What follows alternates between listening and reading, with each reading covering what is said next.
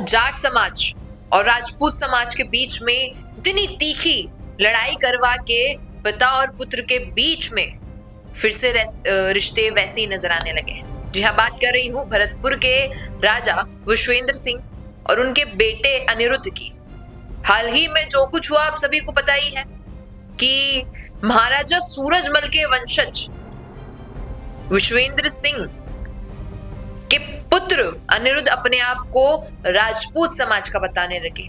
कहने लगे कि करौली के एक गांव से हमारा ताल्लुक है, हम तो वहां के राजपूत हैं। और इस एक ऐसी कंट्रोवर्सी को लेके जाट समाज और राजपूत समाज के बीच में बहुत कुछ हुआ था इन दिनों। लेकिन फिर एक मोड़ पर आ खड़े हुए कि बसंत पंचमी को बदल दिया जाएगा झंडा, क्योंकि झंडे से ही तो पूरी ये महाभारत शुरू हुई थी। लेकिन इस महाभारत के बीच में हमें रामायण देखने को मिली। भरत मिलाप हो गया भरतपुर के राजा और उनके पुत्र अनिरुद्ध का। तस्वीर खुद अनिरुद्ध के पिता यानी विश्वेंद्र सिंह ने साझा की और लिखा कि जवान रिसोर्ट में बहुत दिनों बाद मेरे बेटे युवराज अनिरुद्ध भरतपुर से सुखद मुलाकात हुई। अब आप सभी को ये पता ही होगा कि काफी समय से जो राजा विश्वेंद्र सिंह है वो कभी किसी रिसोर्ट कभी किसी होटल में ठहर रहे हैं, क्योंकि पैलेस में तो शायद रहने नहीं दिया जा रहा है या रह नहीं रहे हैं, क्योंकि वहां पर उनकी धर्मपत्नी और पुत्र दोनों ही मौजूद हैं। और इतना कंट्रोवर्शियल मामला चलने के बाद अब दोनों के बीच में ये जब सहमति सी नजर आ रही है तो शायद जाट समाज और राजपूत समाज के बीच में एक आक्रोश देखने को मिल सकता है कि अपने घर की लड़ाई में पहले समाज को इन्वॉल्व कर लिया।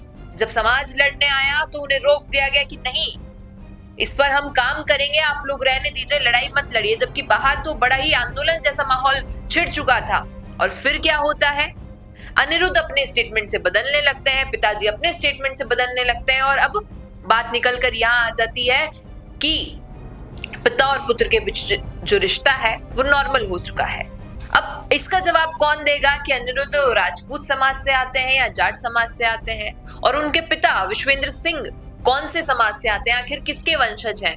अगर वो महाराजा सूरजमल के वंशज हैं तो वो जाट होंगे, और अगर जैसा उनके बेटे का कहना है कि वो करौली के एक गांव से आते हैं तो इसका मतलब वो राजपूत है। आखिर इस बात की पुष्टि कब की जाएगी, क्योंकि झंडा बदल देने से सब कुछ सही नहीं होगा। और इस पर भी अगर हम थोड़ा गौर कर ले तो जो जाट समाज चाहता था कि जो पहले वाला उनका एक फ्लैग था वो लगा दिया जाए, तो वो फ्लैग नहीं लगा है, अभी भी वहां पर तिरंगा लगा है। और जैसा कहा था कि भाई साहब देश के फ्लैग से ऊपर कोई फ्लैग तो हो नहीं सकता है, जाट समाज ने कहा कि हाँ तिरंगा सर्वोपरि है, लेकिन हमारे महाराजा का एक फ्लैग था जो मोती महल के इस पैलेस पे लगा हुआ था, अब उसे बदलकर आपने वो पंच रंगी जो एक झंडा होता है वो लगा दिया था, उसको बदलकर फिर से जो है तिरंगा लगा दिया गया है। हालांकि मामला अभी भी वहां तक नहीं सुलझा है, लेकिन इस बीच पिता और पुत्र की जो ये यारी दिखी, भरत मिलाप दिखा, इससे शायद कहीं ना कहीं उम्मीद जताई जा रही है कि जाट समाज और राजपूत समाज भड़क सकता है कि आप दोनों ने